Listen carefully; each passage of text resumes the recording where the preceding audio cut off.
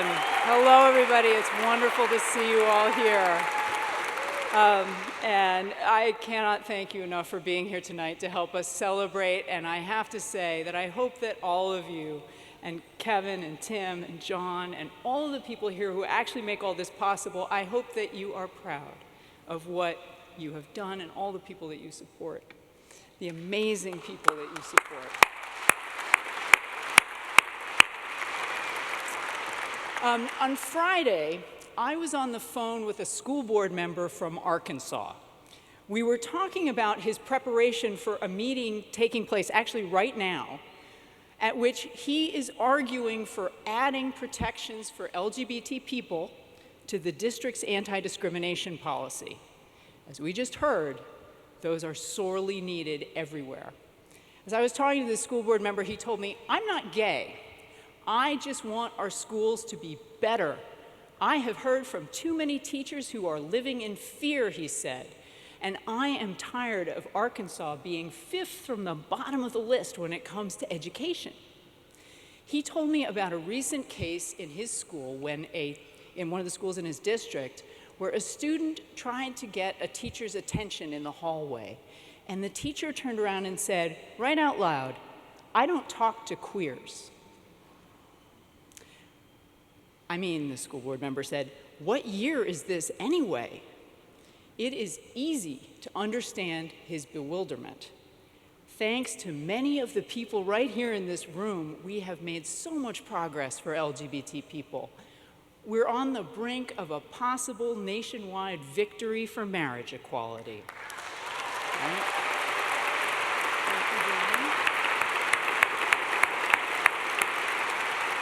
The representation of LGBT people in our culture and the business world has changed radically. Thank you. But even today, in 2015, 50% of LGBT youth in our schools still hear homophobic remarks made by teachers and school staff. We have work to do. Back in 1990, when Kevin and other founding GLSEN leaders came together, they knew schools had to change. Remember where we were 25 years ago. Homosexuality was illegal in some US states. AIDS was a near-term death sentence, and people attending those early GLSEN meetings would not give their real names because they were sure they would lose their jobs if they did so. Kathy Henderson, another of our founders, once described to me how she set that fear aside. There was a student at her school who walked around wearing a pink triangle, Kathy said. And I knew that if she could be that brave, she said, I had to come out to be there for her as well as for myself.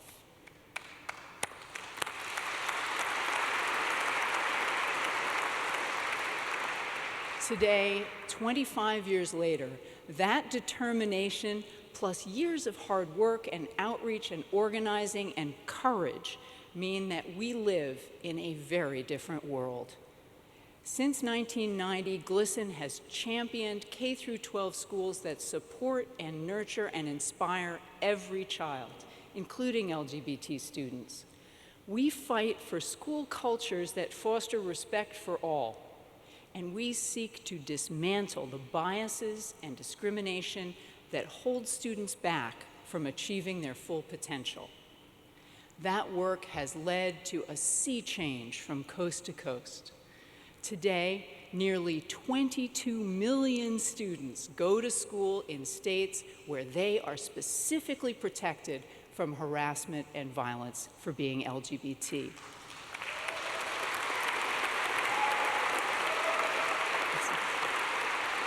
In 2001, only about 60% of LGBT students could identify even one supportive adult at their school.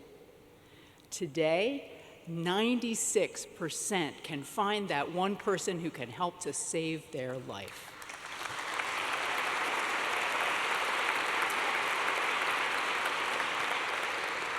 In 1990, when GLSEN got its start, people didn't actually believe that there was really such a thing as LGBT youth before college.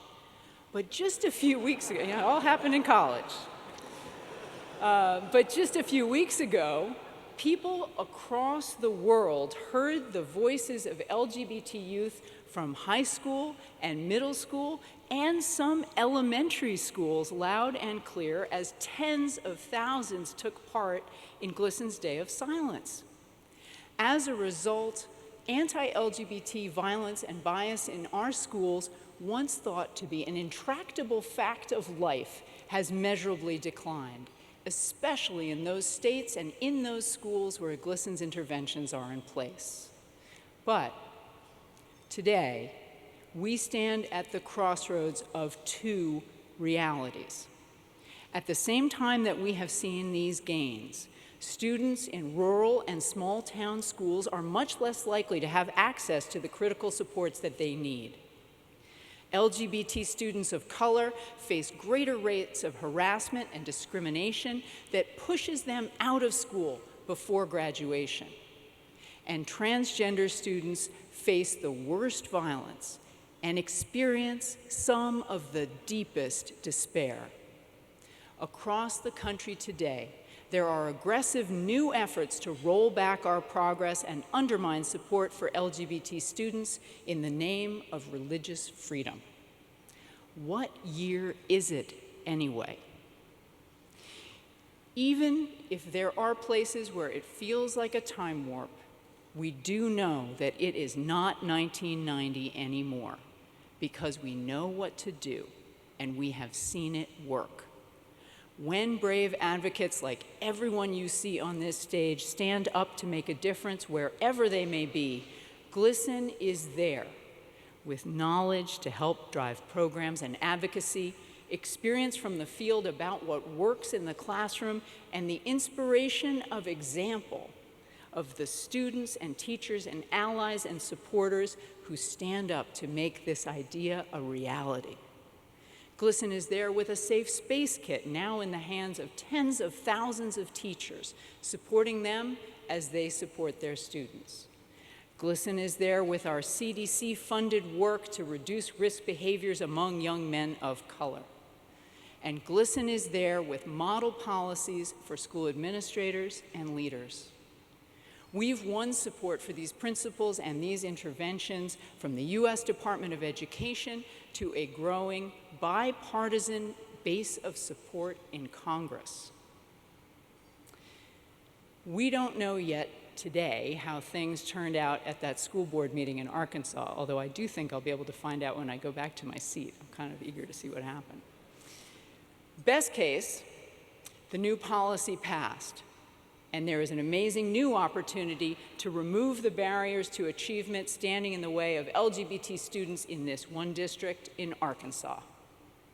Or, if it didn't pass, the people, and most importantly, the students of that community, heard a powerful case for their rights from a determined, straight lawyer who happens to serve on the school board, a guy who wants anti-discrimination protections for LGBT people because he wants his schools to be better, and because he knows in his bones that what LGBT people are facing right now in his hometown in 2015 is simply unacceptable. Tomorrow, in either case, and thanks to all of you, GLSEN will be there for him and for so many more champions for the next step on that journey. Thank you so very much.